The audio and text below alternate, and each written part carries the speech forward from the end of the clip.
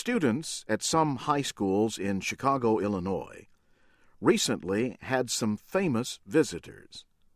Among them were Jimmy Carter, the former American president, and Mikhail Gorbachev, the last president of the Soviet Union.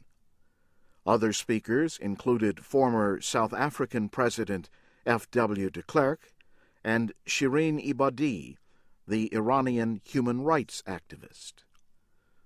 They were all in Chicago for an event in late April, the 12th World Summit of Nobel Peace Laureates. The students prepared for the visits by working on a human rights curriculum called Speak Truth to Power. The materials come from the Robert F. Kennedy Center for Justice and Human Rights. Manal Salah got to introduce Mikhail Gorbachev at her school, the Frederick von Steuben Metropolitan Science Center in Chicago. Manal is one of the top students graduating this year. She will be attending Northwestern University in Illinois on a scholarship for low-income students. Manal had not yet been born when Mr. Gorbachev became a Nobel laureate. He won the Peace Prize in 1990 for helping to end the Cold War and working for nuclear disarmament. Manal also got to introduce Mr. Gorbachev at the World Summit, where he joined the other laureates.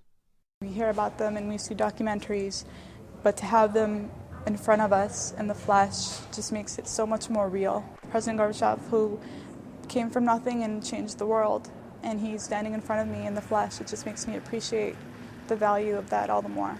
Mr. Gorbachev, through a translator, said that he hopes more young people will work against global problems like poverty and unemployment.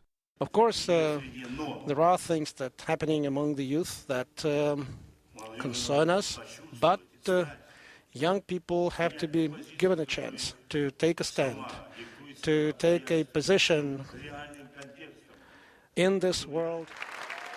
At von Steuben, he talked about his nuclear arms negotiations with President Ronald Reagan in the late 1980s. He also talked about growing up in a small Russian village and studying law at Moscow University. And he talked about the need for international cooperation, a theme of the World Summit. Students at Lincoln Park High School in Chicago heard from Muhammad Yunus. He won the 2006 Peace Prize for his work with microcredit for social and economic development. Mr. Yunus said he used his own money to make the first loan, about $27, to women selling baskets in a market in Bangladesh.